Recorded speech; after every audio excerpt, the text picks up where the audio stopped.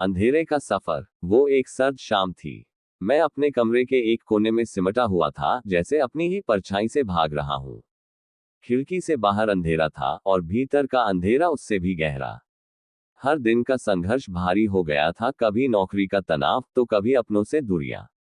ऐसा लगता था जैसे जिंदगी मुझसे मुंह मोड़ चुकी है और मैं अपने भीतर कहीं खो गया हूं।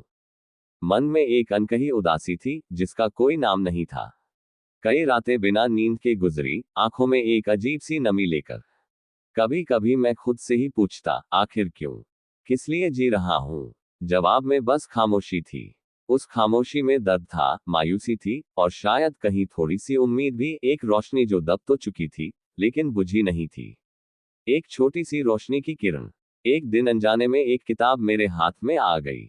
उस किताब के पन्नों में मैं खो गया और अचानक एक लाइन पर मेरी नजर ठहर गई। जीवन में बदलाव लाना है तो अपने डर का सामना करो और खुद को फिर से बनाओ। ये वाक्य मेरे मन के भीतर गूंज उठा। पहली बार ऐसा लगा कि शायद मेरे जीवन में भी उम्मीद की कोई किरण बची है। उसी रात मैंने खुद से वादा किया, मैं ये अंधेरा खुद पर हावी नहीं होने दूंगा। मैं अपने अंदर की ताकत को फिर से खोजूंगा। पहली बार ऐसा महसूस हुआ कि मेरे पास एक रास्ता है, एक मौका है खुद को फिर से पाने का। पहला कदम, एक नई सुबह की शुरुआत।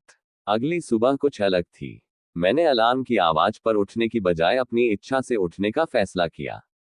पहली बार सूरज की पहली किरणों को महसूस किया। जैसे वो किरणें मेरी आत्मा को छू रही थी, कह रही थी कि तू फिर से उठ सकता है। मैं धीरे धीरे एक नई दिनचर्या बनाने लगा। रोज सुबह जल्दी उठना, थोड़ी कसरत करना और दिन की शुरुआत एक सकारात्मक सोच के साथ करना। पहले पहल ये सब आसान नहीं था। कई बार मन करता कि बस बिस्तर पर पड़ा रहूं और दिन को गुजर जाने दूं।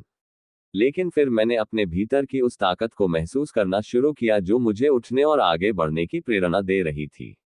हर दिन अपने आप से यही कहता, बस एक दिन और फिर देखेंगे।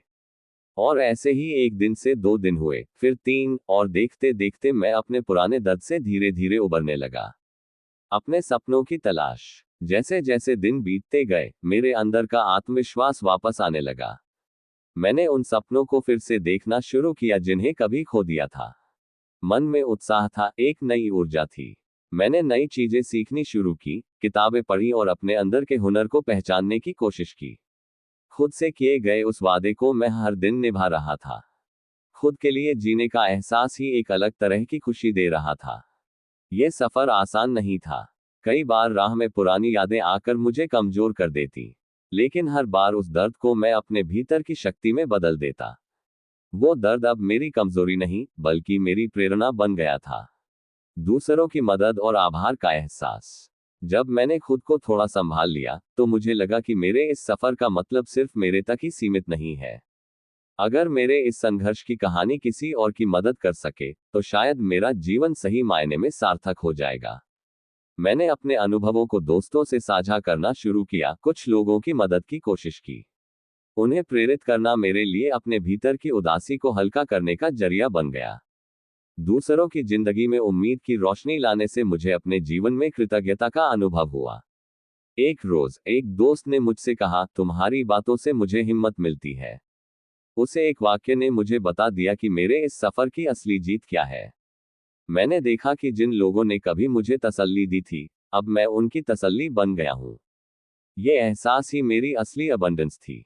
आत्मनिर्भरता और समृद्धि का सफर। अब मैं अपने भीतर एक स्थिरता और संपूर्णता महसूस करता हूं। आर्थिक, मानसिक और भावनात्मक रूप से मैं पहले से कहीं ज्यादा संतुष्ट हूं। अब उदासी का वो अंधेरा सिर्फ मेरी यादों का हिस्सा बन गया है और मैंने अपने जीवन की नई शुरुआत कर ली है। वो अंधेरा अब मेरे लिए एक सबक है कि अगर हिम्मत हो तो कोई भी इंसान अपने भीतर की रोशनी से अपने रास्ते खुद रोशन कर सकता है। अब मेरे जीवन में अबंडेंस है, वो अबंडेंस जो धन से नहीं, बल्कि खुद पर विश्वास, दूसरों की मदद और जिंदगी के प्रति कृतज्ञता से आती है। मेरी इस यात्रा में डिप्रेशन से लेकर अबंडेंस तक का हर कदम मुझे ये सिखा गया कि असली सफलता वही है जब आप खुद से जीत जाएं और फिर इस जीत की रोशनी को दूसरों तक पहुंचा सकें।